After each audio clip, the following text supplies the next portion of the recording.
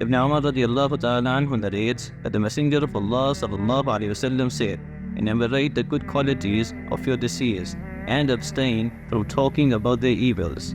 Mentioned by Abu Dawud. Abu Hurairah radiallahu ta'ala anhu narrates that the Messenger of Allah sallallahu alayhi wasallam said, "Whoever committed a wrong against his brother, whether it be by way of dishonoring him or anything else, he should seek his pardon today, before there comes a time, day of resurrection, when neither dinar nor dirham will be of any avail to him. If the person who committed the wrong has any good deeds, they will be taken away from him in portion to the wrong that he committed. If he has no good deeds, the evil deeds of the wrong person will be taken and placed onto his shoulders." Mentioned by Al-Bukhari.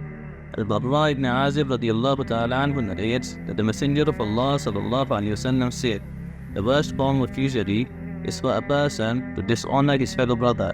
For example, dishonoring him by backbiting him, despising him, humiliating him, etc." Mentioned by Tabarani. Note, the reason for referring to such dishonoring as usury is that just as a person is harmed by taking his wealth in an unlawful manner, in like manner the honor of a Muslim is injured if one dishonors him. Since the honor of a Muslim is more sanctified than his wealth, dishonoring him is said to be worse than usury. Mentioned by Badr al-Majhud. Abu Hurairah radiallahu ta'ala anhu narrates that the Messenger of Allah sallallahu alayhi wasallam said, "One of the major sins is to attack the honor of a Muslim without a justifiable cause." Mentioned by Abu Dawud. Abu Hurairah radiallahu ta'ala anhu narrates that the Messenger of Allah sallallahu alayhi wasallam said, "The person who hoards grain in order to inflate its price upon the Muslims has committed a sin." Mentioned by Ahmed. Umar ibn al-Khattab radiallahu ta'ala anhu narrates, "I heard the Messenger of Allah sallallahu alayhi wasallam saying, if a person hoards food in order to inflate its price upon the Muslims, Allah Jalla Jalaluhu shall inflict him with leprosy and bankruptcy." Mentioned by Ibn Majah. Note, the hoarding person refers to the one who withholds products so that he may create a demand and sell them at a time when their prices go up. Mentioned by Mazahir Haq. Uqba ibn Amir radiallahu ta'ala anhu narrates that the Messenger of Allah sallallahu alayhi wasallam said, "A believer is a brother to his fellow believer. It is therefore not lawful for him to purchase over the purchasing of his brother, and it is not lawful for him to send a proposal of marriage over the proposal of his brother." Mentioned by Muslim.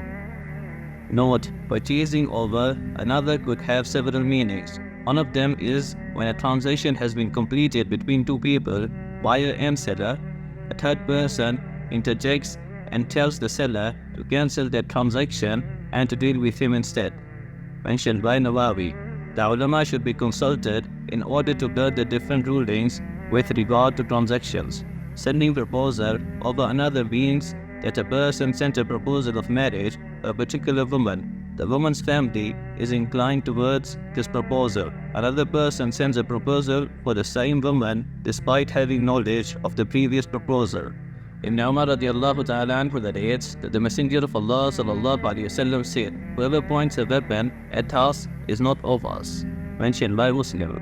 Abu Hurairah radiallahu ta'ala anhu narrates that the Messenger of Allah sallallahu alayhi wasallam said, "None of you should point a weapon at his fellow Muslim, because he does not know that shaitan might come and take it off his hand. For example, he may lose control over it and cause the death of his fellow Muslim, and he will thus fall into a pit of the hellfire as punishment for pointing the weapon." Mentioned by Muslim. Abu Hurairah radiallahu ta'ala anhu narrates that Abu al-Qasim Muhammad sallallahu alayhi wasallam said, "Whoever points steel, for example, any dangerous object at his fellow brother, the angels curse him until he puts that object down, even if the other person is his blood brother." Mentioned by Muslim. Note, if a person points a weapon at his blood brother, it does not necessarily mean that he is doing it to kill him or harm him. He is probably doing it as a joke. Despite this, the angels curse him. This means that one must abstain from even pointing a weapon at another, even if it is done jokingly. Mentioned by Mazahir Haq.